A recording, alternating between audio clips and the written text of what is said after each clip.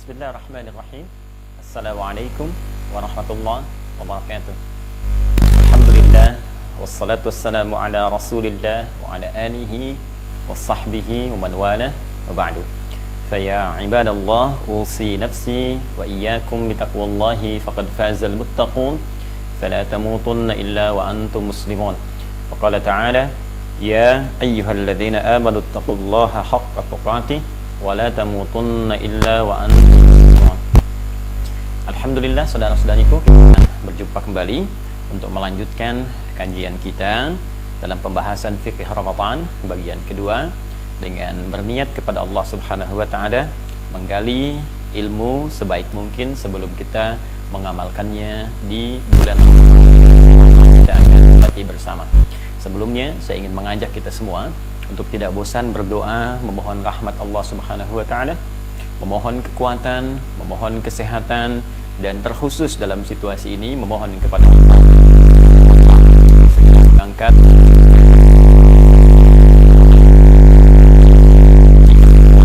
pada segenap lapisan bangsa untuk berjuang dan mudah-mudahan memberikan kesabaran untuk meraih hikmah terbaik di balik musibah ini sehingga kita bisa menjadi lebih kuat di masa yang akan datang. Allah tidak memberikan ujian besar kepada orang-orang biasa, melainkan hanya diberikan kepada orang-orang yang akan dibesarkan oleh Allah Subhanahu wa taala. Tinggal bagaimana kita menyikapinya. Apakah ingin lulus dalam ujian ini atau tetap menjadi kecil dalam pandangan Allah dengan segala situasi yang kita hadapi. Baik, karena waktu kita begitu singkat, ya, ada waktu sampai dengan ke Isya, karena itu kita akan fokuskan betul pembahasan dalam kesempatan ini. Lalu nanti kita akan jeda sebentar menunaikan sholat Isya, ya. Kalau kita balik sebetulnya memenuhi panggilan Isya, jedanya untuk ta'lim. Lalu setelah itu kita lanjutkan setelah Isya kurang lebih dalam durasi 30 menit dan mudah-mudahan bisa efektif, ya, dalam pembahasan di malam hari ini. Baik, di pertemuan yang lalu kita telah membahas muqaddimah dalam kitab As-Siyam, kitab pembahasan tentang puasa yang dirumuskan oleh Al-Imam Al-Bukhari terkait dengan petunjuk-petunjuk Al-Quran dan hadis-hadis Nabi Sallallahu Alaihi Wasallam mengenai penunaian ibadah puasa khususnya di bulan Ramadan. Di pertemuan yang lalu telah kita bahas tentang pemaknaan As-Siyam, As-Saum, dan Al-Imsak. Saum bermakna umum, menunjuk pada makna menahan, ya, juga mencakup pemaknaan puasa yang kita tunaikan baik wajib di bulan Ramadan ataupun sunnah pada hari-hari biasa seperti Seninnya, Kamisnya, Ayyamul Bidnya, atau memperbanyak puasa seperti di bulan Sya'ban ini. Tapi kalau disebutkan As-Siyam, maka maknanya lebih spesifik. Puasa yang memiliki ketentuan, memiliki aturan, memiliki syarat, rukun yang telah ditetapkan dalam ketentuan syariat. Jadi bila disebutkan saum, maknanya bisa bersifat umum. Sekali disebutkan dalam Al-Quran surah 19 ayat 26. Jika disebutkan As-Siyam dalam Al-Quran khususnya, maka mutlak menunjuk pada puasa dalam pengertian ketentuan syariat. Disebutkan 9 kali dalam Al-Quran. Persamaan keduanya dari sisi bahasa disebut juga dengan Al-Imsak, yang berarti menahan. Karena itu, kemarin kita simpulkan dalam pengertian bahasa Arab yang menjadi penetapan syariat di dalamnya terkandung, maka jika disebutkan saum, siyam, ataupun al-imsak, ia memiliki makna yang serupa, yaitu menahan atau puasa. Jika makna ini kita tarik dalam konsekuensi logis penunaian syariat, maka jika disebutkan saum, siyam, atau al-imsak, artinya waktunya berlangsung dari fajar sampai dengan maghrib. Sebelum itu, jadi dari batas ba'da maghrib sampai dengan menjelang fajar, maka dibebaskan kita untuk makan, minum di luar ketentuan yang disebutkan dalam penunaian ibadah puasa. Ini, rangkaian makna ini dicantumkan secara umum dalam satu ayat, di ayat 187 di surah Al-Baqarah. Ya, dari kalimat Allah Subhanahu wa taala, firman-Nya uhilla lakum lailatul siyam rafathu ila nisaikum hunna libasul lakum wa antum libasul lahunna, sampai ke ujung ayatnya, sampai waqulu washrabu hatta yatabayyana lakumul khaytul abyadu minal khaytil aswadi minal fajr thumma atimmus siyama ilal lail. Jadi dari satu ayat ini mencakup pembahasan yang telah lalu saya uraikan. Sekarang kita masuk pada bagian yang keduanya, apa dalil kewajiban puasa itu mesti kita tunaikan, dan bagaimana analisa ketentuan syariat fiqih terhadap dalil yang dimaksudkan. Kaidah menetapkan bahwa setiap perintah ataupun larangan yang bermakna ibadah, ya, kalau kita turunkan begini kaidahnya. Ini ada ibadah. Ini kaidah dasarnya dulu ya, supaya kita memahami tentang hakikat kehidupan kita di dunia ini. Ibadah adalah tugas pokok manusia, ya, bahkan bisa menjadi tujuan pokok manusia itu diciptakan, ya. Ini kita temukan di dalam Al-Quran surah ke-51 ayat 56. Allah berfirman, "Wa ma khalaqtul jinna wal insa illa liya'budun." Tidaklah aku ciptakan jin dan manusia kecuali tujuan pokok dia diciptakan itu adalah untuk beribadah kepada Allah Subhanahu wa ta'ala. Jadi kalau ada manusia hidup di bumi tapi tidak beribadah, maka seakan-akan ia telah keluar dari jalur tujuan hidupnya. Ya, jika Anda ingin ke Bandung kemudian keluar dari jalurnya, maka mustahil Anda bisa sampai ke tujuan. Ya, tujuan akhir kita surga, jalannya itu ibadah, penunaiannya disebut syariat. Ya, karena itu syariat disebut dengan syariat, teman-teman sekalian, dari kata syara'a, ya. Syariat dari kata syara'a seakar dengan kata syari', berarti jalan. Jalannya yaitu ibadah, tujuannya surga. Jadi kalau ingin ke surga, maka yang kita kerjakan itu ya ibadah. Orang yang keluar dari jalur ibadah, maka mustahil dia bisa ke surga. Ya, jadi kita berangkat dengan bekal iman, jalannya disebut ibadah, baik, pokok penunaiannya ibadah, jalannya disebut dengan syariat, perbuatannya disebut dengan amal soleh. Karena itu iman, saya sering katakan, selalu bersanding dengan amal soleh. Iman bersanding dengan amal soleh. Ini jalannya. Ya, jadi ketika kita menunaikan ibadah, maka wujudnya disebut amal soleh. Jalannya disebut dengan syariat. Tujuan pokoknya surga. Karena itu ketika Allah memperkenalkan janji bagi setiap hambanya yang bisa mendapatkan surga, maka kalimat surga pertama disebutkan dalam Al-Quran itu disandingkan dengan kalimat iman dan amal saleh. Ditemukan dalam Al-Quran surah kedua Al-Baqarah ayat 25, ya, paling kanan sebelah atas di mushaf standar. Wa basyiril ladzina amanu, iman, wa amilus salihat, amal saleh, anna lahum jannatin tajri min tahtihal anhar, surga. Berikan kabar gembira pada orang yang beriman, punya bekal iman, wa amilus salihat, kemudian dia menempuh jalur ibadah, jalannya syariat dengan mengerjakan amal saleh, maka dia bisa mencapai surga. Maka ini pokok kehidupan kita. Manusia yang fisiknya tidak makan, maka bisa lemas, bisa meninggal. Otak kita tidak makan dengan belajar, tanpa pengetahuan, maka lemah pemikiran. Ya, demikian manusia yang tidak menunaikan pokoknya roh yang tidak ibadah, maka roh pun bisa kehilangan bagian dari fungsi hidupnya dan mustahil bisa mencapai tujuan yang bisa didapatkannya. Jadi ini pokok yang kita tunaikan. Nah, hanya untuk menunaikan ibadah itu kita mesti punya panduan. Seperti Anda ingin mencapai jalan pun mesti punya panduan. Bukankah di jalan ada panduan? Ini jalan menuju ke Bandung, di jalan menuju ke Jakarta, lurus menuju Sukabumi. Bahkan di atasnya dituliskan papan. Begini, ini arahnya, petunjuknya. Kanan, kiri, lurus, tengah, dan seterusnya. Tanpa Anda menemukan petunjuk itu, sulit untuk mengetahui ini jalan yang mana yang benar menuju tujuan yang saya ingin capai. Bahkan sekarang lebih canggih, Anda bisa set misalnya dalam handphone Anda. Anda bisa bertanya di situ, ada map dan seterusnya. Tanyakan kepada map, dia muncul seketika. Ini yang Anda tuju. Belok kanan, 500 di depan ada tukang cendol. 300 meter ke depan ada lubang di situ. Semua lengkap. Demikian ujungnya, jika dalam dunia saja Anda membutuhkan petunjuk, maka apalagi ketika Anda bisa mengharapkan surga. Maka jalan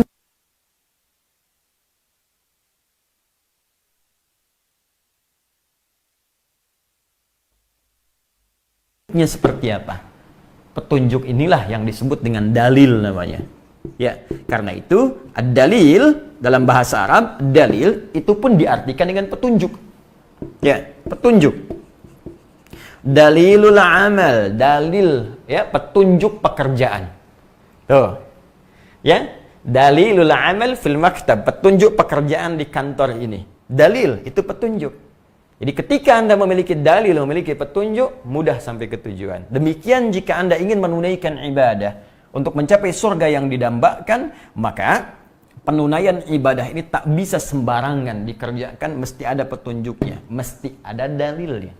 Jadi jalan kehidupan dunia saja Anda membutuhkan dalil berupa petunjuk, maka bagaimana dengan capaian tertinggi akhirat, surga yang kita dambakan, mesti ada dalil.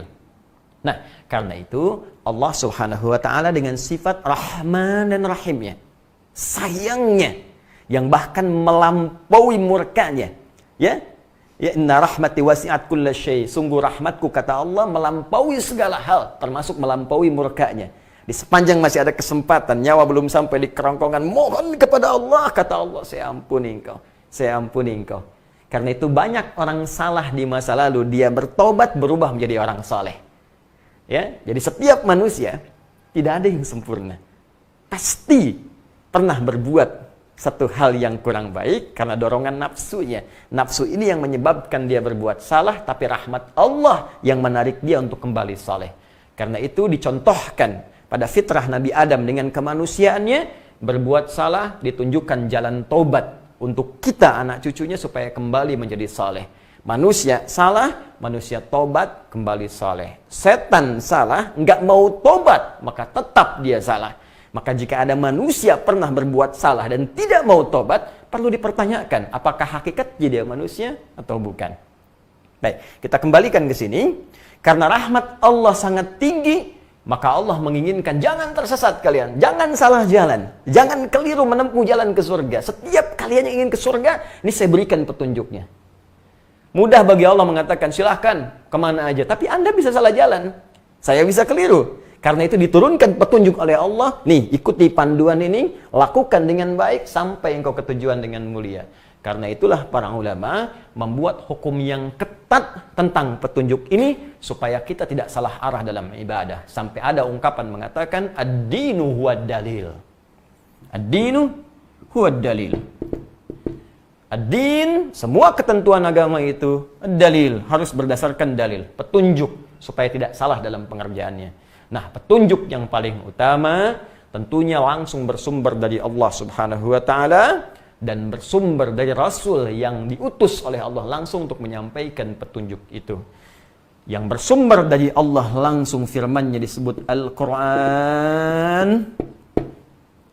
Ya, lalu disampaikan kepada Rasulullah, Rasul yang paling mulia Muhammad sallallahu alaihi wasallam. Al-Qur'an ini dijelaskan kandungannya lewat semua hal yang bersumber dari beliau. Baik perkataannya, baik tindakannya, baik ketetapannya, baik perilakunya, sifatnya dan sikapnya. Disebut dengan al-hadis yang harus kita ikuti ketika menjadi pedoman kehidupan, jalan hidup yang kita tempuh, maka ini nanti disebut dengan as-sunnah. Maka di sini muncul ya istilah Al-Qur'an dan al-hadis. Al-Qur'an dan as-sunnah. Dulu anak-anak kecil dari SD diajarkan pedoman ini supaya tidak salah arah ketika dia balik dewasa.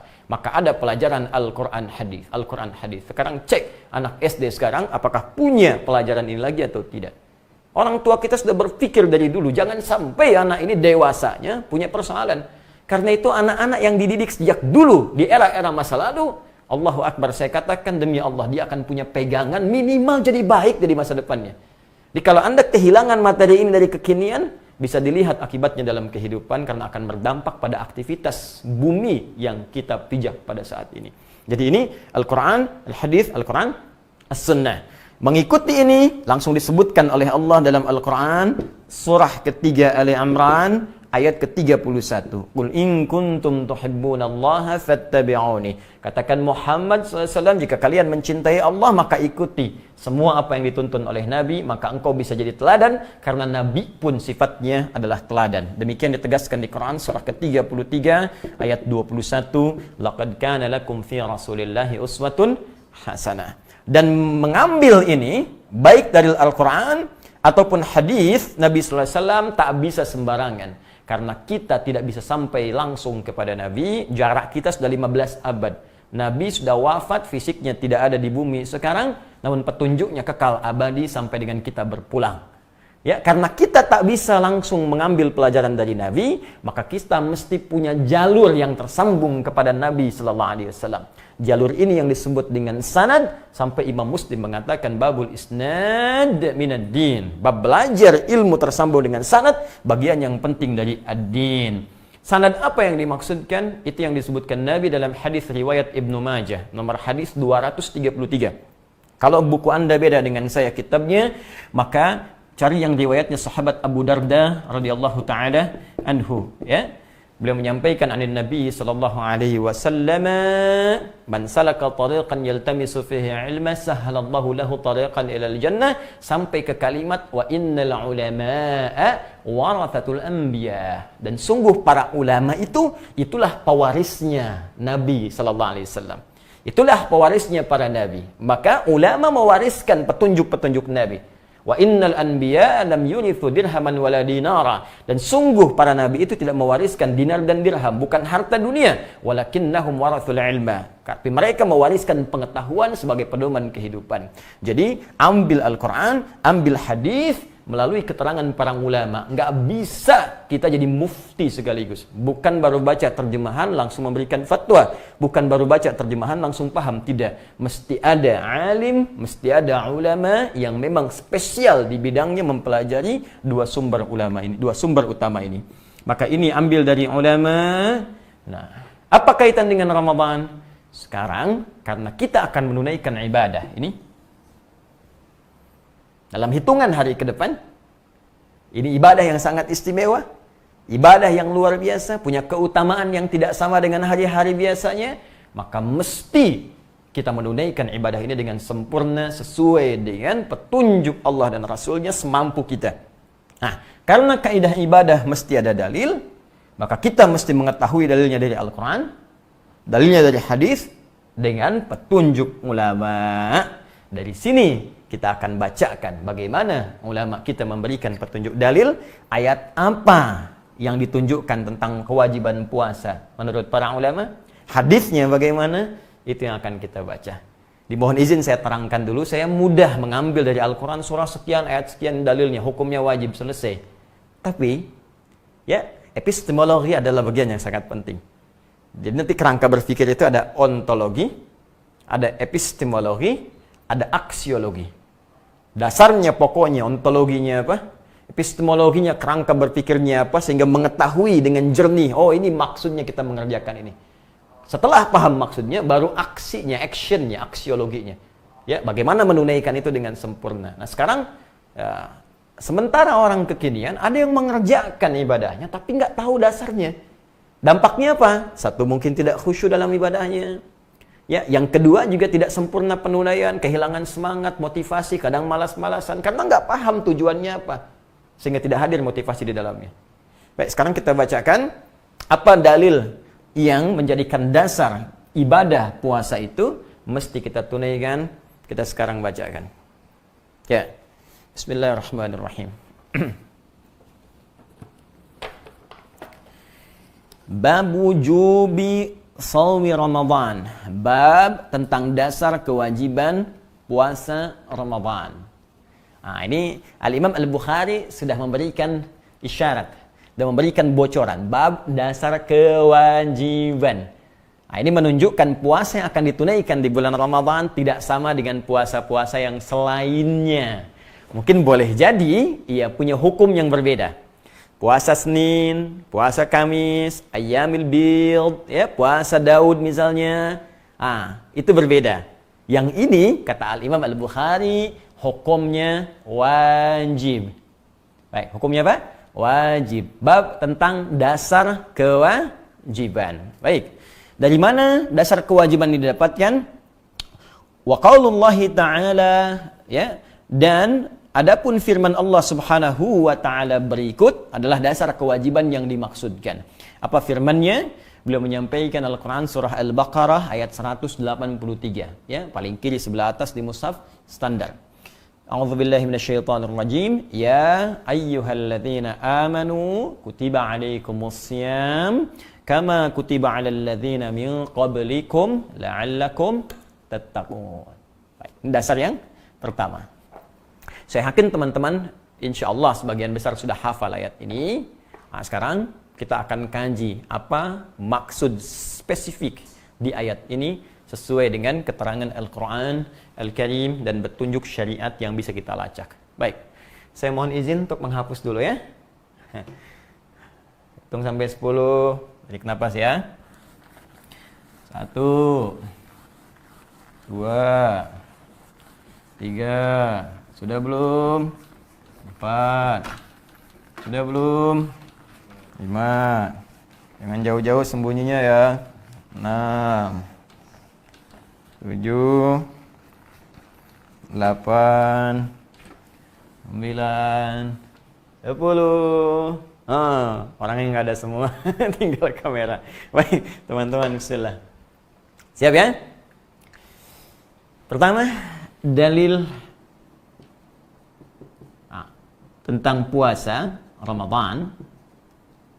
Bismillah. Kita turunkan. Ditemukan di Al-Quran surah kedua Al-Baqarah ayat 183.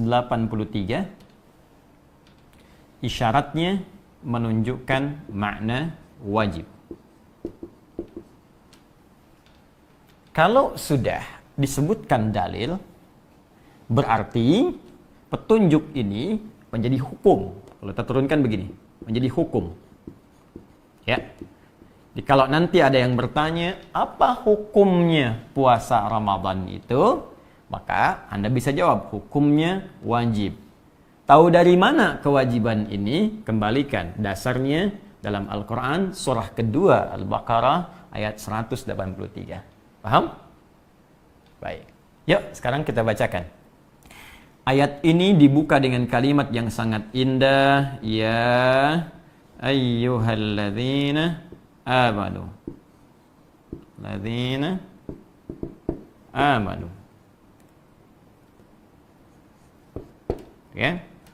Ya, ini bisa di sini saya masukkan ini saja. Ya, kan? Ayyuhalladzina amanu. Baik, fokus. Teman-teman sekalian. Ya ayyuhalladzina amanu. Duhai seluruh orang-orang yang telah beriman tanpa kecuali. Saya teruskan dulu. Kutiba alaikumussyam. Kutiba alaikum. Ini dasar kewajibannya. As-syam. Sekali lagi baca yang benar, asyam bukan asyab. Kutiba alaikum asyam. Ya. Ini dasarnya. Kutiba diwajibkan alaikum atas kalian semua tanpa kecuali yang memenuhi seluruh persyaratannya asyam untuk menunaikan puasa. Ingat alif lam kemarin saya terangkan sesuai dengan ketentuan dan aturan yang berlaku. Nah, ini perintahnya. Di sini dasar kewajibannya, dasarnya. Ya. Jadi kalau Anda ditanya, apa dasar kewajiban di ayat Al-Baqarah 183 itu? Mana kalimat yang menunjukkan puasa itu wajib? Ini jawabannya. Kutiba alaikumussyam. Tapi sebelum sampai ke sini, saya ingin uraikan dulu yang ini. Fokus baik-baik. Ini kalimat indah sekali. Ya ayyuhalladzina amanu. Duhai seluruh pemilik iman tanpa kecuali. Fokusnya, saya terangkan sebentar. Ya, saya uraikan dulu. Disebutkan 361 kali dalam Al-Quran. Ayyuha disebutkan 150 kali dalam Al-Quran. Alladzina disebutkan 1080 kali dalam Al-Quran. Amanu disebutkan 258 kali dalam Al-Quran. Saya telah uraikan di buku saya ini, ya, dibahas secara detail di sana.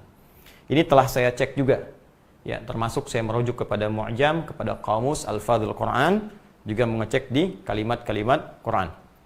Fokus ini.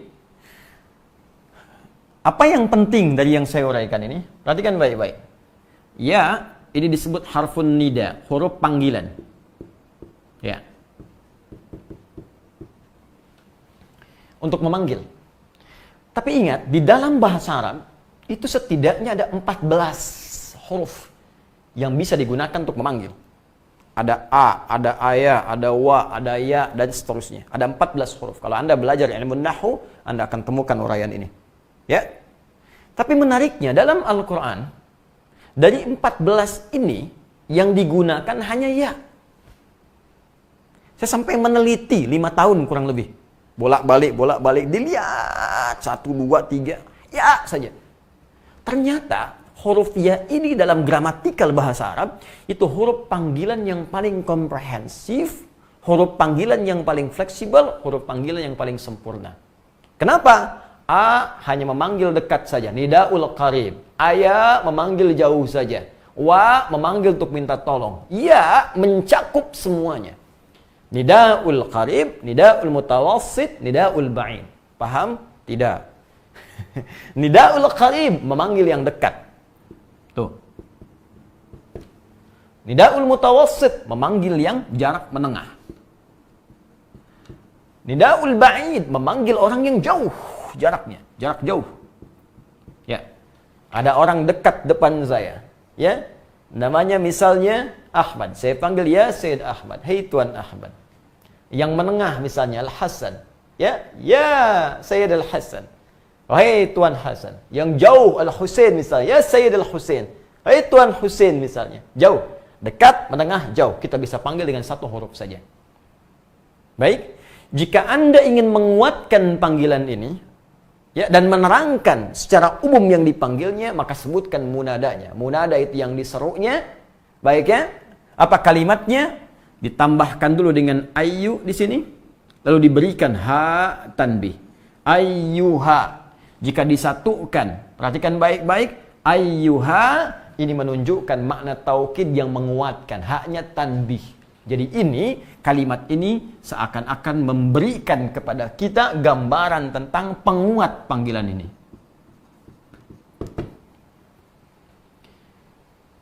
Ini menunjukkan sesuatu yang sangat penting. Saking pentingnya panggilan ini, ya kalau kita ingin artikan, ha, hei, ya ayyuha, hei, kalian semua. Saya ingatkan ya, saya kuatkan dengan panggilan ini. Makanya dalam bahasa Arab tidak dimulai memanggil kalau menggunakan ya ayyuha kecuali menunjukkan informasi panggilan yang akan disampaikan begitu penting luar biasa. Siapa yang dipanggil ini? Alladzina amanu, semua orang yang punya iman tanpa kecuali. Saya sampaikan kepada Anda di pertemuan yang lalu, alladzina, ingat ismun mausulun yadullu 'alal jam'il jam'iyah. Ya, huruf sambung konjungsi. Ya, yang menyambungkan kepada objek atau sebagian dari subjek tanpa kecuali, mencakup semua, lelaki kah, perempuan kah, tua, muda, melampaui status sosial keduniaan, kaya kah, cukup kah, semua. Seakan Allah ingin mengatakan begini, hei, semua orang yang beriman tanpa kecuali. Apakah engkau laki-laki, perempuan kah, tua kah, muda kah, maaf sekali, kaya kah, cukup kah? Apakah engkau orang yang merasa solehkah atau yang pernah salahkah? Aku tak peduli. Sepanjang kalian punya iman, aku panggil dengan satu informasi yang bisa meningkatkan iman kalian.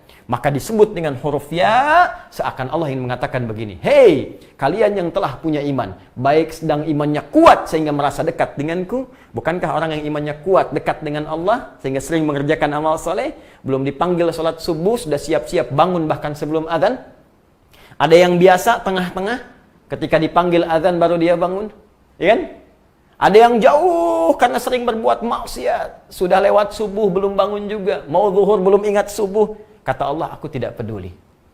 Sepanjang engkau masih ada iman dalam dirimu, aku panggil semuanya, baik yang saleh ataupun yang pernah merasa salah. Aku akan turunkan kepadamu kewajiban menunaikan ibadah yang kalau engkau kerjakan, maka kewajiban ini akan merubah semua dirimu lebih dekat denganku dan lebih meningkatkan keimananmu di hadapanku.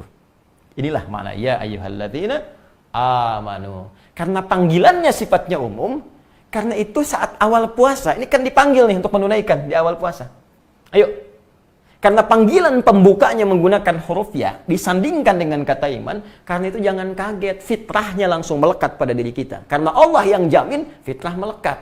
Karena itu di awal puasa, jangankan orang yang soleh, yang biasa-biasa pun, atau yang pernah salah pun, itu bisa semangat. Silahkan cek. Di masa-masa normal ya, bukan seperti sekarang. Yang nggak pernah ke masjid pun bisa saf pertama malam puasa. Tuh. Bisa penuh masjid. Ya, makanya jangan heran, malam pertama puasa penuh masjid. 1, 2, 3, 4 sampai 15 saf penuh semua. Kenapa? Karena panggilannya mencakup semua. Malam pertama.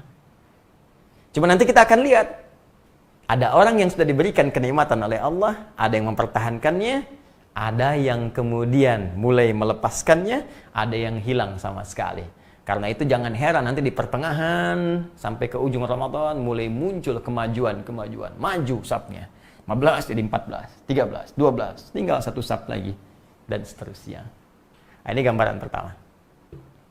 Yang kedua, awas saya belum selesai. Amanu, orang-orang yang telah punya iman. Jamak dari kata amana. Amana asalnya begini. Kita hapus dulu ini. Ini. Amana asalnya hamzah, alif, mim, nun. Asalnya dari kata amina ditambah alif, ya. Sehingga disatukan ini supaya tidak boros dalam penulisannya, jadikan satu begini, ya, begini. Tapi dikasih tanda bendera di atas seperti ini untuk menunjukkan ada alif. Amana seperti ini. Jadi dari kata amina ditambah satu huruf menjadi amana. Kenapa saya penting tunaikan ini? Fokus baik-baik. Sebelum kita masuk Isya, ada 5 menit lagi kita sebelum masuk ke Isya, fokus. Saya pernah terangkan di pertemuan-pertemuan yang lalu, jika ada sebuah kata mengalami derivasi, tasrif, sorof, di kaidah bahasa Arab, hibrida, berubah menjadi kata yang baru dengan penambahan sebuah huruf atau lebih, 2kah, 3kah, maka menerjemahkan kalimat yang baru ini tidak akan terlepas dari yang sebelumnya. Contoh, amana atau amanu ini berasal dari kata amana. Amana berasal dari kata amana. Amana berasal dari kata amina tambah hamzah. Baik, fokus baik-baik sehingga menjadi amana. Asalnya amina, ya manu. Baik, fokus baik-baik. Amina artinya aman, tentram, ya, tenang. Wa amanahum min khauf. Li'ilafi Quraisy ilafihim rihlatasy syita was sayf falyabudu rabb hadzal bait alladzi at'amahum min ju' wa amanahum min khauf, yang telah memberikan rasa aman kepada mereka. Ya. Baik, Allah yang memberikan rasa aman. Fokus baik-baik. Amina artinya aman, tentram, nyaman, damai. Ditambahkan hamzah menjadi pemilik iman. Amana, orang yang punya iman.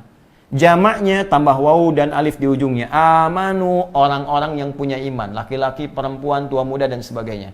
Kalau kita ingin terjemahkan kata amana atau amanu, maka jangan lepaskan dari akar katanya yang ini. Amina. Seakan Allah ingin mengatakan, alladzina amanu, orang-orang yang telah beriman itu, maka Allah akan berikan rasa aman dalam dirinya dari ancaman akhirat dan ketentraman dalam jiwanya saat menunaikan kehidupannya di muka bumi. Itu maksudnya. Karena itu orang-orang yang beriman itu hatinya cenderung tenang. Karena itu semua aplikasi iman dalam bentuk ibadah itu, masih ingat? Iman disandingkan dengan amal soleh, ya kan? Selalu setelah kata iman muncul amal soleh. Karena itu setiap kita mengerjakan amal soleh itu dampaknya selalu tenang ke hati, tenang ke hati, tenang ke hati. Contoh, ini persamaan lagi nih, ya, biar kita agak sedikit bertambah wawasannya. Amal soleh itu fungsinya disebut dengan zikir oleh Allah. Zikir. Ya, untuk mengingatkan kita dengan Allah. Jadi tujuannya supaya kita ingat kepada Allah. Ya. Karena itu setiap pekerjaan amal soleh itu seringkali disebut zikir dalam Al-Quran. Salat disebut zikir. Quran surah ke-20 ayat 14. Wa aqimis sholata li dzikri. Tunaikan salat sebagai zikir kepadaku. Doa disebut zikir. Quran surah 7 ayat 205. Ya wadzkur rabbaka fi nafsika tadarruan wa khifatan wa dunal jahri minal qaul. Ya, doa, zikirlah, sebutkan Allah Subhanahu wa taala dalam jiwamu. Baik. Membaca Quran zikir, karena Quran disebut zikir. Quran surah 15 ayat 9. Inna nahnu nazzalna dzikra wa inna lahu lahafizun. Menghafal Quran itu zikir. Quran surah 54 ayat 17, 22, 32, 40. Walaqad yassarnal Qur'ana lidzikri. Habis salat kita zikir. Ya, Quran surah keempat ayat 103. Fa idza qadaitumus salata fadhkurullah. Baik, teman-teman sekalian, saya teruskan sedikit, saya berhenti kemudian dengan kita tiba waktunya masuk salat Isya. Saya ingin teruskan sebentar. Amal soleh tujuannya zikir, Allahu Akbar, Allahu Akbar. Kemudian zikir itu fungsinya apa? Untuk menenangkan hati. Tenang hati. Apa dalilnya? Quran surah ke-13 ayat 28. Ala bidzikrillahi tatmainnul qulub. Allahu Akbar, Allahu Akbar. Ala bidzikrillahi tatmainnul qulub. Yakinkan pada jiwamu kalau zikirmu benar kepada Allah, dampaknya tenang ke hatimu. Sekarang lihat ke sini. Kata Allah, orang-orang beriman itu akan senantiasa diberikan rasa tentram, tenang dalam jiwanya. Kapan orang beriman tenang? Ketika dia menunaikan amal soleh. Amal soleh disebut dengan zikir. Ya. Apa yang ingin saya maksudkan di sini? Ada rahasia besar dari kalimat ya ayyuhalladzina amanu yang menjadikan setiap sahabat selalu merasa senang, gembira ketika turun ayat dibuka dengan kalimat ini sebanyak 68 kali dalam Al-Quran. Dan setiap turun dengan ayat ini semua gembira menunggu apa informasi yang ingin Allah sampaikan. Apa rahasia di dalamnya? Kita lanjutkan nanti setelah menunaikan salat Isya berjamaah. Kita menjawab suara adzan sampai selesai. Tunaikan salat berjamaah dulu, menunaikan salat Isya, baru kita lanjut kembali. Sementara kita cukupkan. Subhanakallahumma bihamdika asyhadu an la ilaha illa anta astaghfiruka wa atubu ilaik. Assalamualaikum warahmatullahi wabarakatuh.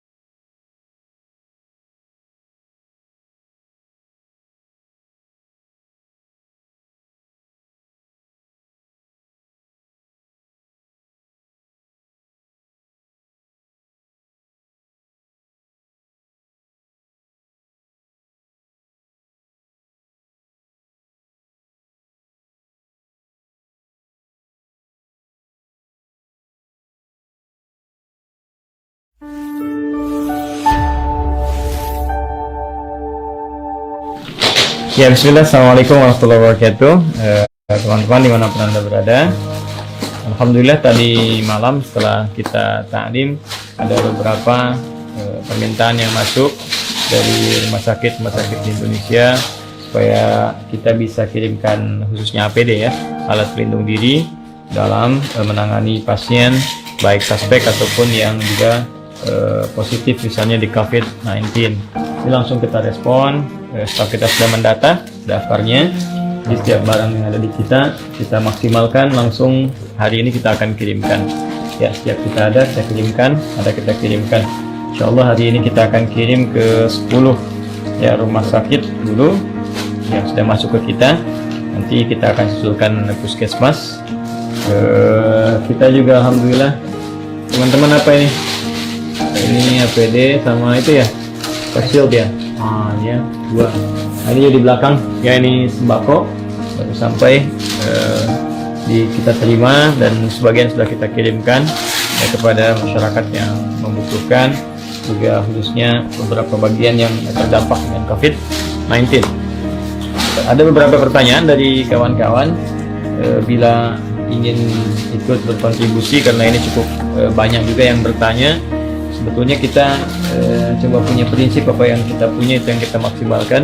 Hanya ada beberapa yang meminta dengan sangat untuk bisa bersama-sama bersinergi, maka saya minta di riset dulu seperti apa, sehingga apa yang bisa disalurkan bisa dikeluarkan sesuai dengan kebutuhan dan hal-hal yang diperlukan oleh masyarakat. Mas Imam, sudah jadi belum? Maka saya sampaikan apa yang kita biasakan, tidak langsung kita mintakan atau tiba-tiba kita berikan misalnya rekening, tapi kita juga bikin program dulu ya. Jadi ini program baru yang kita inisiasi, namanya Amin ya. Amin itu Ansor Muhajirin. Jadi kita mengambil spirit kehidupan di masa Nabi SAW, bahwa tatkala sahabat-sahabat Nabi SAW dipimpin juga Rasulullah SAW hijrah ke Yathrib yang kelak menjadi Al-Madinah Al-Munawwarah ya, banyak di antara sahabat-sahabat yang sangat membutuhkan. Lantas Nabi persaudarakan dengan orang-orang Madinah yang memiliki kelebihan-kelebihan untuk bersinergi ya. Orang Madinah kemudian lantas disebut dengan Ansor, dan orang-orang hijrah disebut dengan Muhajirin. Nah, dalam kondisi ini kita ambil spiritnya, bahwa kondisi saat ini akan menghadirkan banyak orang yang membutuhkan bukan hanya uluran tangan ya, tapi lebih kepada kekuatan iman kita, karena kadang situasi ini ditetapkan oleh Allah untuk menguji siapa di antara kita yang bisa memperbanyak amal soleh ya. Di Amin ini ya, Ansar Muhajirin, kita akan coba beberapa program ya. Di sini ada, nah kita ke bawah ya. Nah ini ada pengadaan masker, bilik disinfektan, APD, gen sembako. Nah, ada juga nanti yang lockdown di rumah, kita hadirkan program khusus yang kelima belum kita isikan, yaitu program untuk paket hafalan Al-Quran ya, untuk yang muslim. Kalau ini kita tidak melihat keyakinan ya, agama. Kita bekerja untuk bersama-sama, ini ada misi kemanusiaan. Jadi kita akan kirimkan kepada siapa saja, baik muslim ataupun non muslim. Ini menunjukkan tingginya ajaran Al-Quran dan sunnah Nabi SAW untuk peduli pada nilai-nilai kemanusiaan yang lebih luas. Nanti teman-teman kalau ingin baca, silahkan masuk saja ke sini, amin.quantumafyar.com ya, amin.quantumafyar.com. Kemudian nanti programnya bisa dilihat di sini ya. Misal Anda masuk ke sini, pengadaan masker, ya, jadi nanti buka. Nah ini apa programnya. Kemudian kalau mau ikutan donasi, jadi silahkan Anda masukkan ke sini ya. Anda tinggal isikan saja nah formnya, berapa nilainya, namanya siapa, nomor ponselnya, emailnya. Nanti ketika sudah masuk, nanti insya Allah masuk ke email Anda masing-masing ya. Nah, kemudian yang lainnya juga, nah ini kalau teman-teman ingin tahu ke atas apa yang sudah kita sampaikan. Nah ini udah untuk masker ya. Nah PD yang sudah kita salurkan juga, yang tadi hafalan, terus yang lockdown. Nah ini bilik disinfektan ya juga. Jadi teman-teman bisa lihat sendiri ya di bawah ya. Ini yang sedang kita kerjakan, dan mudah-mudahan Allah berkahi kita semua. Nah, setiap apa yang kita telah lakukan bisa diupdate di sini, dan teman-teman bisa mengecek sendiri. Ya, sudah siap semuanya? Siap ya? Siap dah. Dari sini ya. Siap.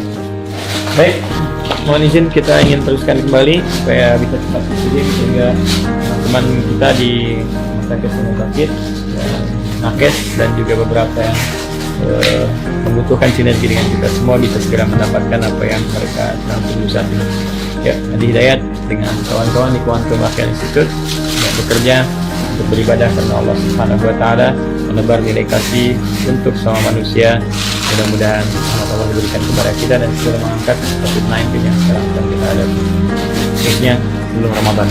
Assalamualaikum warahmatullahi wabarakatuh.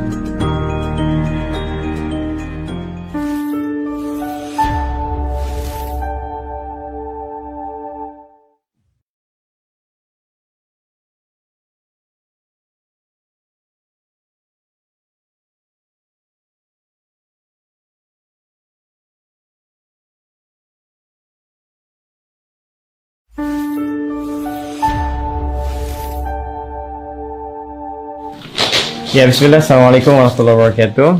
Teman-teman dimanapun Anda berada, alhamdulillah tadi malam setelah kita taklim ada beberapa permintaan yang masuk dari rumah sakit di Indonesia supaya kita bisa kirimkan khususnya APD ya, alat pelindung diri dalam menangani pasien baik suspek ataupun yang juga positif misalnya di COVID-19.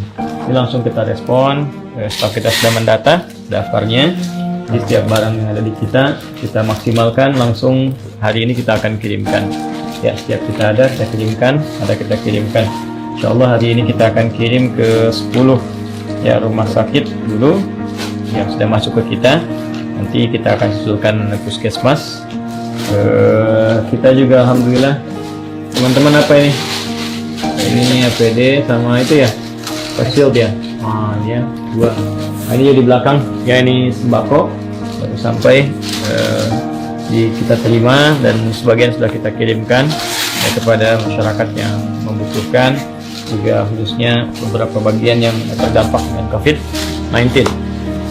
Ada beberapa pertanyaan dari kawan-kawan bila ingin ikut berkontribusi, karena ini cukup banyak juga yang bertanya. Sebetulnya kita coba punya prinsip apa yang kita punya itu yang kita maksimalkan. Hanya ada beberapa yang meminta dengan sangat untuk bisa bersama-sama bersinergi, maka saya minta di riset dulu seperti apa sehingga apa yang bisa disalurkan bisa dikeluarkan sesuai dengan kebutuhan dan hal-hal yang diperlukan oleh masyarakat.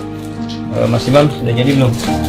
Maka saya sampaikan apa yang kita biasakan, tidak langsung kita mintakan atau tiba-tiba kita berikan misalnya rekening, tapi kita juga bikin programnya dulu ya. Jadi ini program baru yang kita inisiasi, namanya Amin ya. Amin itu Ansor Muhajirin. Jadi kita mengambil spirit kehidupan di masa Nabi SAW, bahwa tatkala sahabat-sahabat Nabi SAW dipimpin juga Rasulullah SAW hijrah ke Yathrib yang kelak menjadi Al-Madinah Al-Munawwarah ya, banyak di antara sahabat-sahabat yang sangat membutuhkan. Lantas Nabi persaudarakan dengan orang-orang Madinah yang memiliki kelebihan-kelebihan untuk bersinergi ya. Orang Madinah kemudian lantas disebut dengan Ansor, dan orang-orang hijrah disebut dengan Muhajirin. Nah, dalam kondisi ini kita ambil spiritnya bahwa kondisi saat ini akan menghadirkan banyak orang membutuhkan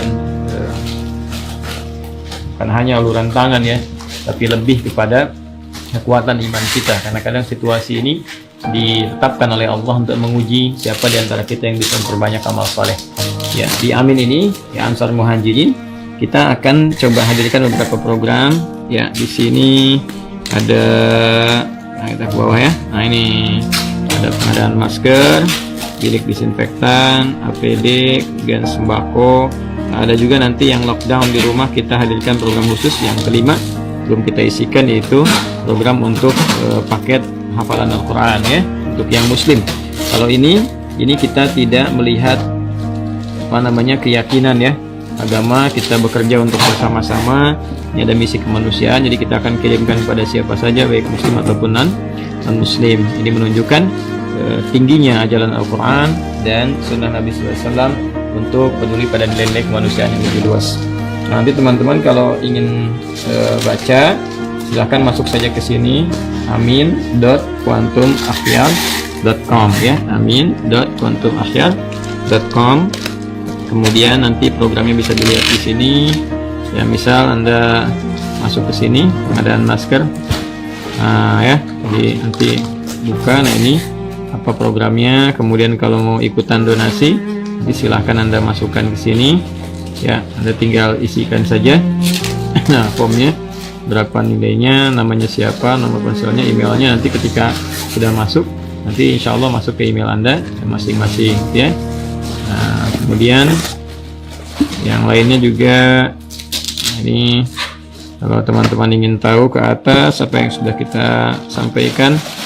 Nah, ini udah untuk masker ya. Nah, PD yang sudah kita salurkan juga, yang tadi hafalan. Terus yang lockdown, nah ini bilik disinfektan ya juga. Jadi teman-teman bisa lihat sendiri ya di bawah ya. Ini yang sedang kita kerjakan, dan mudah-mudahan Allah berkahi kita semua. Dan setiap apa yang kita telah lakukan bisa diupdate di sini dan teman-teman bisa ngecek sendiri. Ya, udah siap semuanya? Siap ya? Alhamdulillah, dari sini ya. Ya.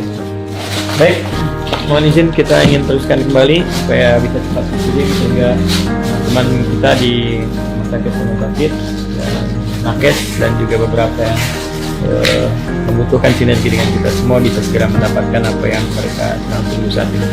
Ya, Adi Hidayat dengan kawan-kawan di Quantum Akhir Institute yang bekerja untuk beribadah karena Allah Subhanahu wa taala, menebar nilai kasih untuk sama manusia.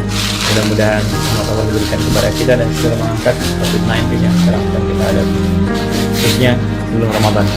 Assalamualaikum warahmatullahi wabarakatuh.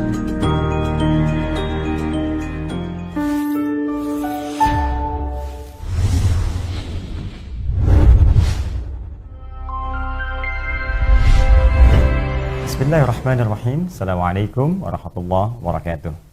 Saudara-saudariku dimanapun Anda berada, saya Adi Hidayat ingin menyapa Anda dan bermohon kepada Allah Subhanahu wa taala semoga kita senantiasa diberikan kesehatan, keberkahan dan rahmat tentunya dari Allah Subhanahu wa taala. Segala puji bagi Allah, salawat terhadap Rasulullah SAW. Alhamdulillah, banyak di antara saudara-saudari kita bertanya, kapan Ustadz akan ada pesantren? Kapan Ustadz ada pusat pendidikan khususnya untuk kaderisasi ulama? Maka Alhamdulillah di hari Jumat yang penuh berkah ini kami akan persembahkan sebuah proyek besar. Ada kampung Al-Quran, ada center untuk kegiatan dakwah pancaran Islam untuk dunia dari Zamrud Katulistiwa, dari Bumi Pertiwi Indonesia. Ini market yang sedang kita siapkan. Di sini ada center masjid tentunya. Di sini nanti ada pesantrennya, di sini juga ada kegiatan-kegiatan yang menjadikan ini semua akan menjadi miniatur laboratorium Al-Quran yang khususnya berada di Indonesia dan umumnya juga akan berkolaborasi dengan beberapa lembaga-lembaga dan institusi pendidikan internasional di dunia ini insya Allah. Saudara-saudariku, proyek ini akan terlaksana tentunya bila ada area yang kita siapkan dan kita bisa akuisisi. Alhamdulillah marketnya sudah siap dan tahapannya juga insya Allah sudah diselesaikan untuk desainnya, untuk persiapannya. Tinggal sekarang kita akan melangkah pada step yang pertama, yaitu mengakuisisi lahan. Ada sekitar 10 hektar yang kita siapkan dan saat ini kita sedang berproses untuk bisa mengakuisisi itu semua. Karena itu saya ingin mengajak kepada teman-teman semua, saudara-saudariku dimanapun Anda berada, untuk berpartisipasi menjadikan ini sebagian bagian dari amal ibadah kita. Ada beberapa sahabat-sahabat kita yang ingin kemudian berkontribusi dan mengakuisisi ini semua, tapi saya tidak menginginkan, seperti saya sampaikan kepada Anda, jika ada sedikit pun saham akhirat untuk bisa mendapatkan ridha Allah yang bisa kita lakukan bersama, maka kami akan buka seluas-luasnya. Karena itu, proyek besar ini kami akan buka untuk mengakuisisi lahan yang dimaksudkan 10 hektar dengan mengajak Anda bersama untuk bersinergi, mengumpulkan donasi, dan menjadikan ini sebagai bagian dari proyek akhirat kita. Tidak ada yang memiliki aset ini kecuali kita akan wakafkan dengan izin Allah untuk kepentingan umat Islam di muka bumi ini terpancar dari Indonesia. Dengan hadirnya suara adzan, mudah-mudahan apa yang kami sampaikan ada keberkahan dan ridha Allah Subhanahu wa taala untuk menjadikan Indonesia makmur, sejahtera dalam rahmat Allah Subhanahu wa taala. Adi Hidayat. Assalamualaikum warahmatullahi wabarakatuh.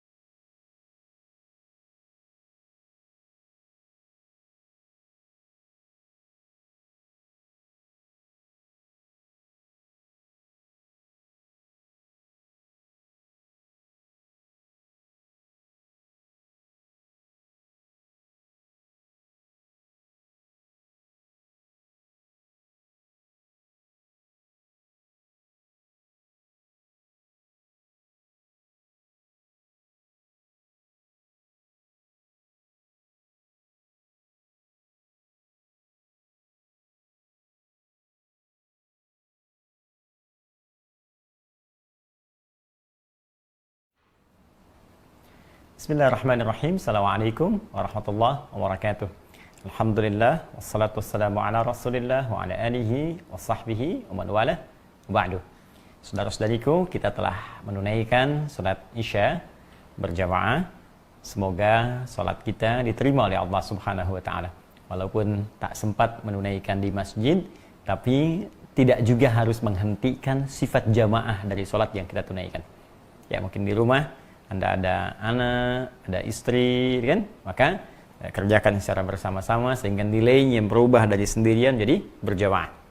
Ini mengambil dari petunjuk hadis Nabi sallallahu alaihi wasallam, salatul jama'ati afdalu min salatil fardhi, ya, bi 27 darajah. Salat berjamaah lebih utama daripada salat sendirian, pahalanya 27 dan derajat. Jadi satu derajat tuh bisa tinggi sekali. Kemarin saya terangkan di hadis Muslim untuk ilustrasi ke masjid. 25, satu keduanya 500 tahun, dua ketiga 500 tahun, demikian seterusnya. Ya, baik, intinya kita bermohon semoga salat kita diterima oleh Allah Subhanahu wa taala dan mudah-mudahan kita senantiasa dirahmati. Kita lanjutkan. Tadi telah kita uraikan bahwa dalam konteks penunaian ibadah itu perlu ada dalil. Dalil itu adalah petunjuk bagaimana menunaikan ibadah dengan benar supaya menghasilkan jalan kemudahan menuju rahmat Allah, sehingga dengan itu diberikan kita anugerah surga sesuai dengan apa yang Allah janjikan, insyaallah. Nah, dalil penunaian ibadah puasa ditemukan di Al-Baqarah ayat 183 yang tadi telah kita bahas sebagiannya. Ya, dibuka dengan kalimat ya ayyuhalladzina amanu. Ya, saya bacakan dengan tafsiran yang telah tadi kita uraikan. Ya ayyuhalladzina amanu, hei, saya tegaskan, saya ingatkan bagi seluruh pemilik iman tanpa kecuali, baik dia merasa dekat denganku, kata Allah, karena imannya tengah berada dalam level yang kuat sehingga rajin dia ibadah. Bahkan sebelum puasa Ramadan dia rajin puasa sunnah, dia rajin tahajud sebagai persiapan menuju puasa Ramadannya. Atau yang imannya menengah, biasa-biasa saja, tahajud belum konsisten, puasa sunnah belum dikerjakan, ya. Atau bahkan mohon maaf yang imannya juga tipis, jauh dari Allah Subhanahu wa taala karena sering berbuat salah, sehingga kesalahan itu menjadi hijab untuk mendapatkan petunjuk Allah menghunjam langsung pada jiwanya. Maka kata Allah, sepanjang masih ada iman dalam dirimu, sepanjang masih engkau mengatakan asyhadu an la ilaha illallah, maka panggilan ini berlaku untuk semuamu. Aku tanamkan dalam jiwamu yang jauh dengan panggilan ini, aku akan dekatkan sehingga meningkat imannya, yang menengah semakin dekat, yang dekat semakin rapat dengan Allah Subhanahu wa ta'ala. Dan indahnya dipanggil dengan kalimat imannya, ya ayyuhalladzina amanu, duhai semua pemilik iman, bentuknya jama, yang telah beriman. Dipanggil oleh Allah Subhanahu wa ta'ala. Tadi saya katakan amanu bentuk jama dari kata amanah ini. Ya, amana asalnya dari kata amana. Dari amana asalnya amina tambah hamzah. Jadi ini akar kata yang saya kotaki ini. Ya. Ini akar katanya. Dan tadi setelah saya terangkan sebelum Isya, teman-teman yang baru bergabung bisa fokus, nanti Anda bisa mengulang apa yang saya telah terangkan jika memang kali ini Anda baru hadir bersama kita semua. Fokus baik-baik. Setiap derivasi kata, perubahan kata hibrida ini, ya, kata yang barunya amana dari sini menjadi amana, naik jadi amanu ke atas. Nah, setiap perubahan kata jadi amanu, ya, sebelumnya amana akan selalu terkait dengan akar katanya amina. Berarti tadi saya telah terangkan aman, tentram, damai, ya. Sehingga cara menerjemahkannya kalau kita ingin ambil makna tafsirnya, hei semua orang yang beriman, yang dengan imanmu itu aku akan jamin engkau akan merasa aman dari ancaman akhirat, aman dari neraka, aman saat hisab. Aku jamin akan tentram keadaan jiwamu ketika engkau menjalani aktivitas di bumi. Aku jamin damai kehidupanmu ketika engkau beraktivitas di dunia itu. Nah, jadi ada jaminan ini. Tuh. Sehingga orang-orang beriman itu jika dipanggil dengan kalimat ini dan benar imannya, itu akan bahagia. Karena dalam kalimat lain, dengan makna yang lain, seakan-akan Allah tuh memanggil kita dengan semua jaminan ini. Kalau bahasa bebasnya begini, hei orang-orang yang aku jamin akan aman di akhirat nanti.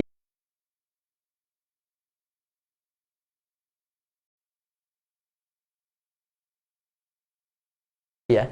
Hei orang-orang yang akan aku tenangkan jiwanya. Hei orang-orang yang akan aku damaikan kehidupannya. Tuh, begitu cara menerjemahkannya.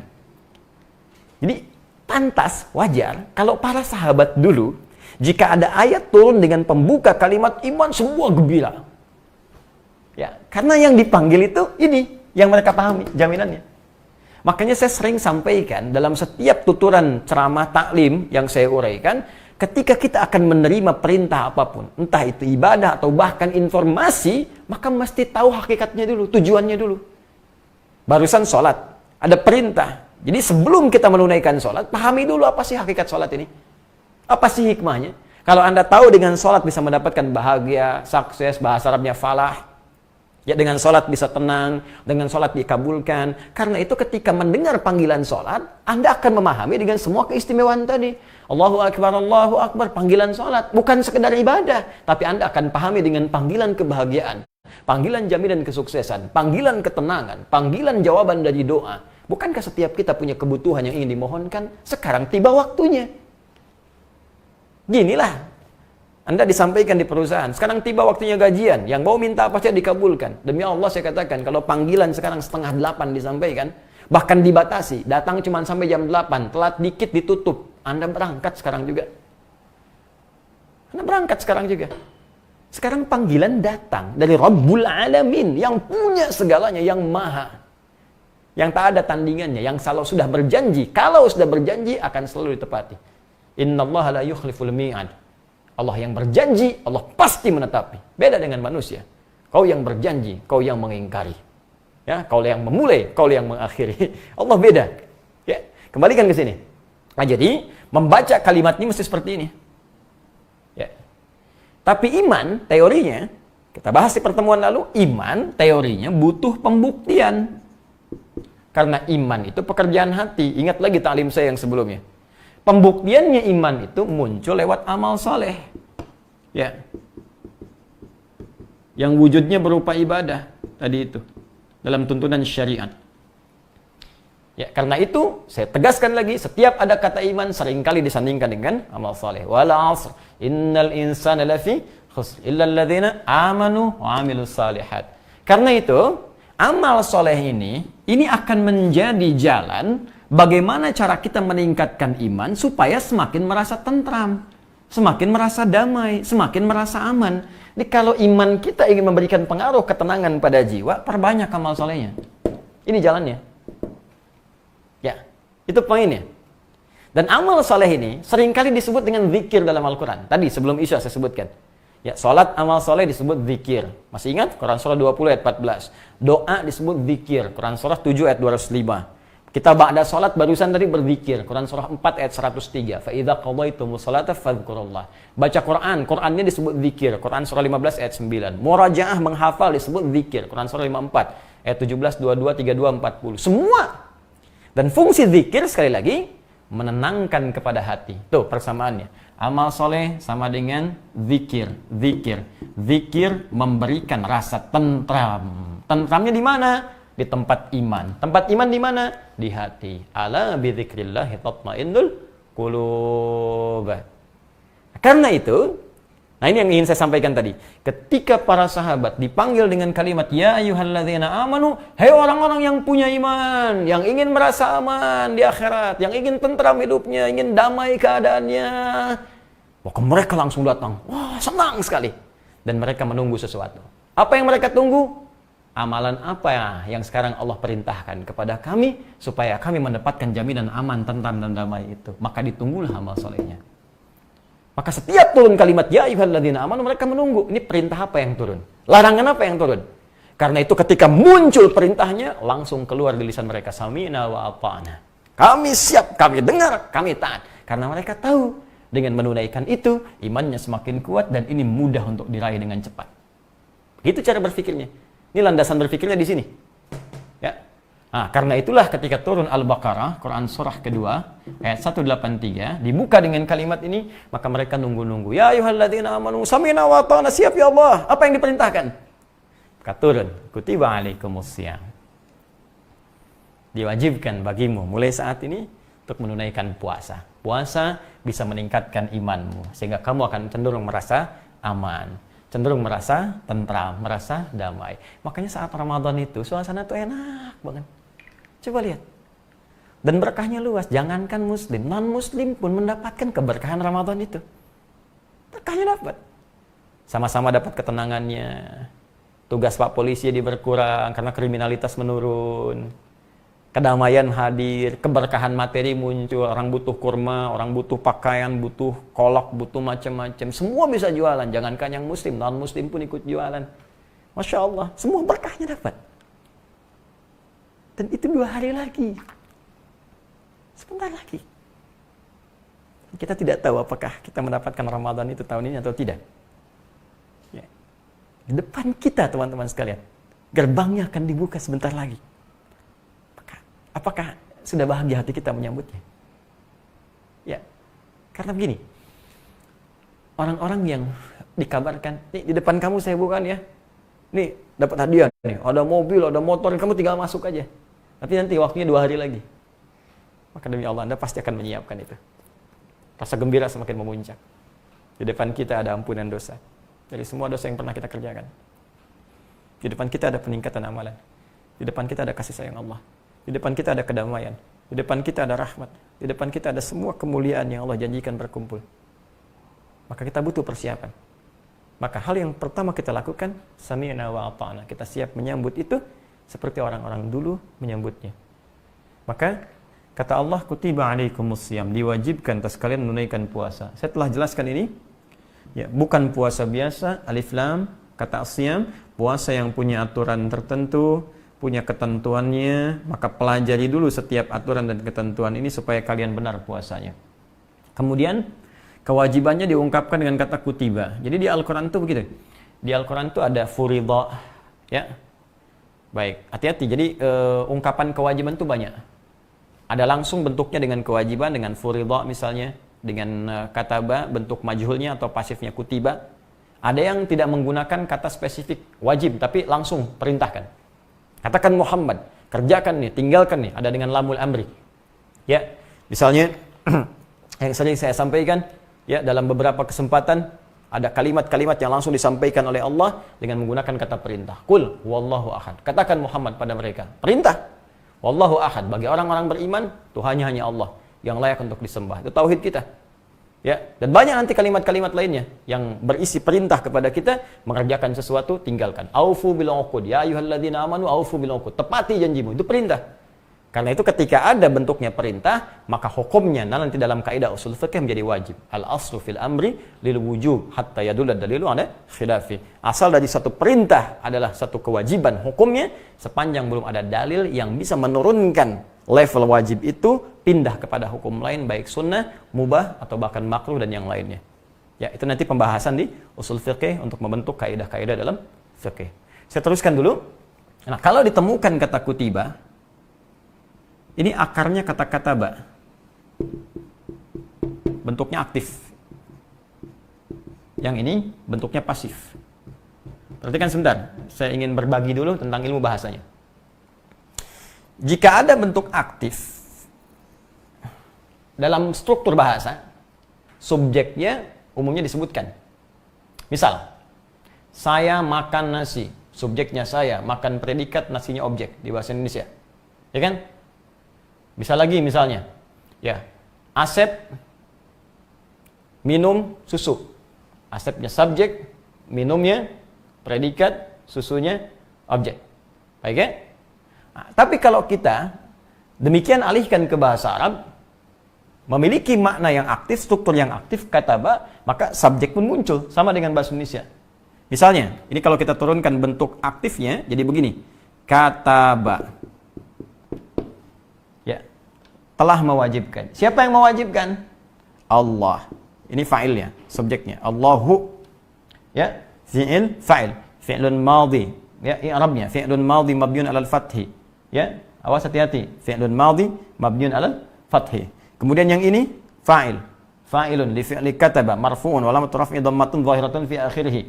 Wa tanwinu mahdhufun dukhulil alifi wal lami 'alaihi wa huwa lafdzul jalalah. Ya, paham? Tidak. Ini subjek, alamatnya rafa di atasnya. Hilang tanwinnya karena masuk alif lam di dalamnya. Karena ini lafdzul jalalah yang khusus spesifik. Ya, langsung dengan sendirinya. Kataballahu, objeknya apa? Alaikumusiyam. Alaikum jar majrur. Alaikum jarun wa majrurun. Asyam. Ma asalnya. Ma. Maf'ulnya. Ini objeknya, perintahnya. Allah telah mewajibkan kalian menunaikan puasa. Ini bentuk aktifnya. Kalau kita jadikan bentuk pasif, ya, tadinya Allah telah mewajibkan bagi kalian puasa. Kita jadikan bentuk pasif, maka bentuk pasif itu dibuang subjeknya. Dibuang di sini tidak disebutkan subjeknya, ditutup. Jadi yang artinya tadinya mewajibkan jadi diwajibkan. Maka kita jadikan terjemahannya puasa telah diwajibkan. Telah diwajibkan bagi kalian menunaikan puasa. Kalau kita hilangkan subjeknya telah diwajibkan seperti ini, maka aturan bahasa berlaku. Suatu bentuk aktif akan menjadi bentuk pasif jika subjeknya sudah diketahui. Mustahil nggak ada subjek belum tahu jadi pasif, itu mustahil. Mustahil. Jadi kalau ditanya begini, kataballahu alaikumusiyam, Allah telah mewajibkan bagi kalian puasa. Kita tahu ini, yang mewajibkan sudah pasti Allah. Maka untuk memudahkan supaya nggak panjang-panjang, ngapalin Qur'annya jadi semakin pendek, jadi mudah ngapalinnya, jadikan pasif. Sehingga satu kalimatnya bisa kita tutup dengan sifat ghaibnya, Allah.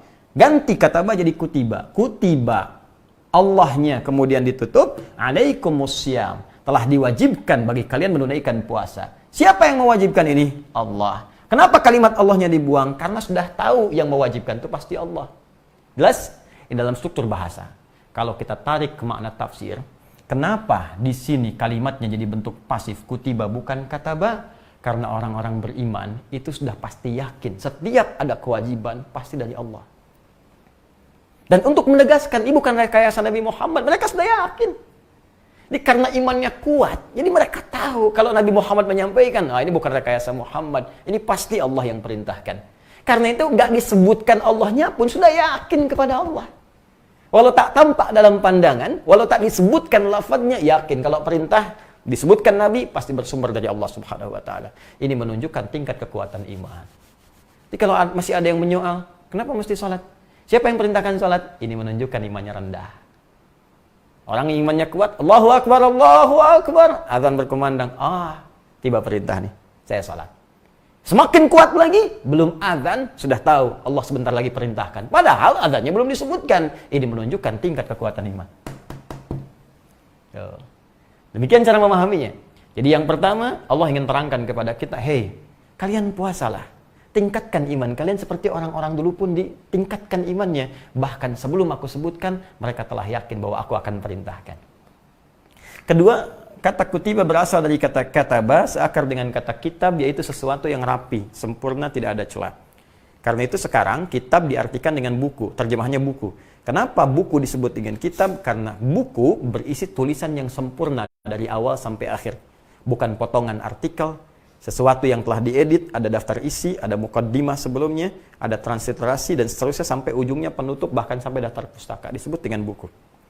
Al-Quran disebut dengan Al-Kitab karena sempurna, nggak ada celahnya dari awal sampai akhir. Dzalikal kitabu la raiba fi.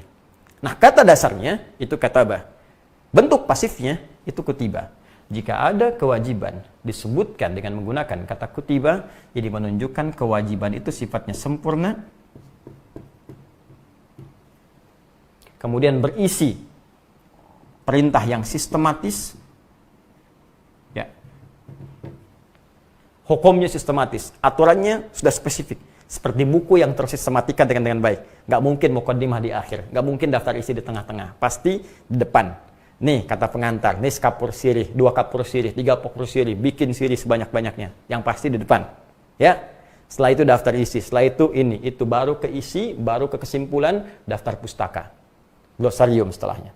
Jadi buku. Nah, yang paling menarik jika ada kewajiban diungkapkan dengan kata ini, artinya perintah yang disampaikan kepada kita sudah tersistematika dengan baik. Jangan ditukar, jangan dipindah-pindah. Ini ingin menunjukkan, kata Allah, puasa itu punya sistematikanya. Nanti waktunya diatur. Waktu puasanya subuh sampai maghrib, tarawehnya malam. Ya, jangan sampai di tengah-tengah buka, jangan dipindah. Sahur jadi jam 7, buka jadi asar. Atau buka jadi duhur, sambung lagi. Tidak. Semua ada ketentuannya yang telah ditetapkan. Baik. Puasanya sebulan.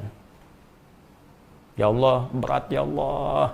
Kata Allah, bukan kamu saja, orang dulu juga sudah puasa. Kama kutiba 'alal ladzina min qablikum. Seperti orang dulu juga pernah diwajibkan mereka menunaikan puasa. Kalimat ini muncul di ilmu balaghah ini untuk memudahkan, tamhid, memudahkan, meringankan kita seakan-akan ibadah itu bukan beban. Kayak ginilah.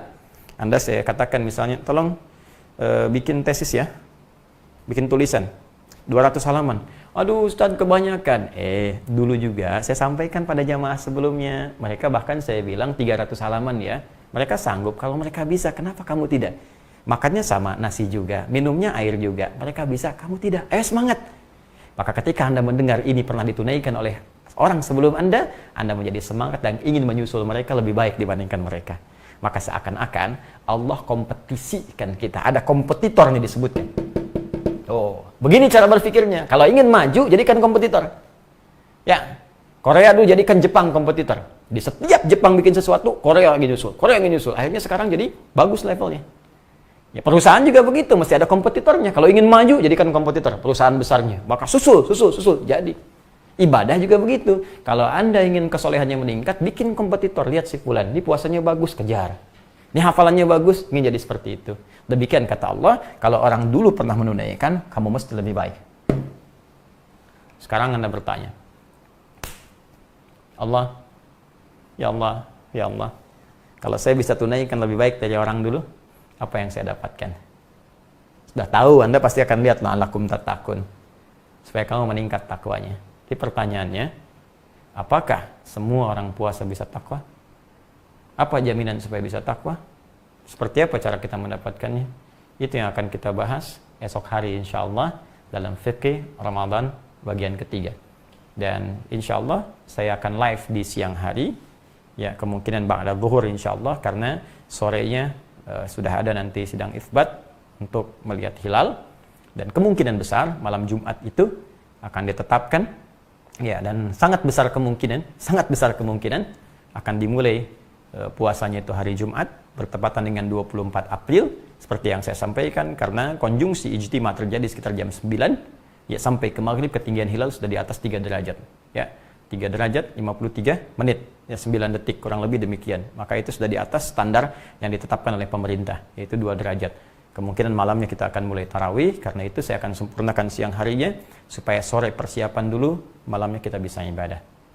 Baik, nah teman-teman, izin menyampaikan informasi dulu. Pertama, untuk teman-teman di sekolah UAH, usahakan Al-Quran hafal. Setelah ini insya Allah kita akan belajar spesifik di kelas kita untuk program hafalan Quran ya, dan spesifik petunjuk nanti di Ramadan. Dan bagi teman-teman yang umum, maka ikuti yang telah saya sampaikan di pertemuan-pertemuan yang lalu serialnya, dan nanti lengkapnya akan ada di sini di buku ini. Ya, saya seperti permintaan Anda telah saya juga siapkan di stoknya di akhir store. Anda tinggal masuk ke situ saja dan Anda bisa dapatkan untuk buku At-Taisir Metode Menghafal Al-Quran. Semua sistemnya ada di sini. Anda bisa install saja, Anda bisa dapatkan. Dan saya juga berikan kabar untuk yang gelombang kedua sekolah UAH nanti akan diinfokan. Ya, sedang disusun oleh kita karena sebagian besar juga banyak bertanya. Insya Allah kemungkinan di Ramadan akan diupdate kembali sehingga nanti Anda bisa bergabung dengan gelombang yang sebelumnya dengan izin Allah Subhanahu wa ta'ala. Dan selanjutnya, bagi teman-teman saya sampaikan amanah yang Anda titipkan melalui Amin. Ya, Amin, Ansor Muhajirin.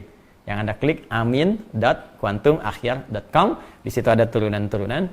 Alhamdulillah, setiap apa yang telah Anda sampaikan sudah kami salurkan. Sebagian bahkan sampai ke pelosok-pelosok. Jika dibutuhkan pun, saya statement kemarin akan coba kami sampaikan sehingga diketahui ya bagaimana penyampaian itu, baik bentuk video ataupun gambar-gambar. Walaupun saya sebetulnya lebih ingin itu ditutup sehingga hubungan kita dengan Allah baik sehingga terbuka di kemudian hari. Tapi mungkin ada sebagian yang bertanya kemana dan sebagainya, maka saya akan coba sampaikan nanti supaya diketahui saja oleh teman-teman bahwa ini yang kita kerjakan. Ini penting saya sampaikan karena mulai malam ini atau besok nanti program untuk yang khusus spesifik sembako kita akan berakhir. Kita beri kesempatan pada yang lain juga yang ingin beramal saleh. Ya, kita akan spesifikasikan nanti untuk menyiapkan pendidikan ulama dan nanti persiapan ke pesantren yang sering juga Anda tanyakan ya dengan izin Allah Subhanahu wa taala. Nanti kita akan salurkan lagi yang kemarin tiba melalui program yang kita siapkan. Kita akan cover prajurit-prajurit tangguh kita yang memang mereka juga sudah berapa lama waktu nggak pulang ke rumah ya, kemudian berjuang betul mengatasi COVID-19 ini. Besok insya Allah kita supportkan juga untuk teman-teman. Dan berita baiknya Anda yang telah berinfak untuk buku ya juga di sini itu sebagian telah kita salurkan masuk ke situ. Jadi Anda nanti hafal Quran, berinfak pula, dan juga sebagian buku nanti insya Allah di Ramadan kita akan juga wakafkan untuk teman-teman yang lain. Saya akan siapkan nanti di awal Ramadan 10.000 untuk masker ya, kemudian nanti ada APD untuk teman-teman karena program ini teman-teman kita di kepolisian yang bertugas ya itu juga butuh support nanti jalan-jalan akan dijaga butuh masker. Nanti saya siapkan 10.000 masker ya, jadi nanti kita bagi ke teman-teman di polisi, di tentara, petugas di dishub dan sebagainya sehingga kita semua merasakan kebersamaan ya untuk menciptakan kondisivitas di negara yang kita cintai ini sehingga kita bisa sama-sama menjaga keutuhan bangsa kita dengan baik. Saya kira itu yang saya sampaikan. Kita berjumpa esok hari siang ba'da zuhur sekitar jam 1 sampai dengan jam 2 dengan izin Allah Subhanahu wa ta'ala. Allahumma taqabbal minna innaka antas sami'ul alim wa tub 'alaina innaka antat tawwabur rahim. Allahumma ya Allah, terimalah apa yang telah kami sampaikan, terima apa yang telah kami pelajari, dan mohon dengar doa kami ya Allah, karena Engkau yang maha mendengar. Jika kepada yang maha mendengar saja belum dikabulkan, maka kepada siapa lagi kami mesti memohon. Allahumma ighfir lana dhunubana wa liwalidina warhamhum kama rabbawna shighara. Ya Allah, kami mohon ampunanmu ya Allah, kami mohon rahmatmu, ampuni dosa kami dan dosa kedua orang tua kami. Sayangi mereka seperti mereka telah tulus menyayangi kami dan merawat kami dari sejak kecil.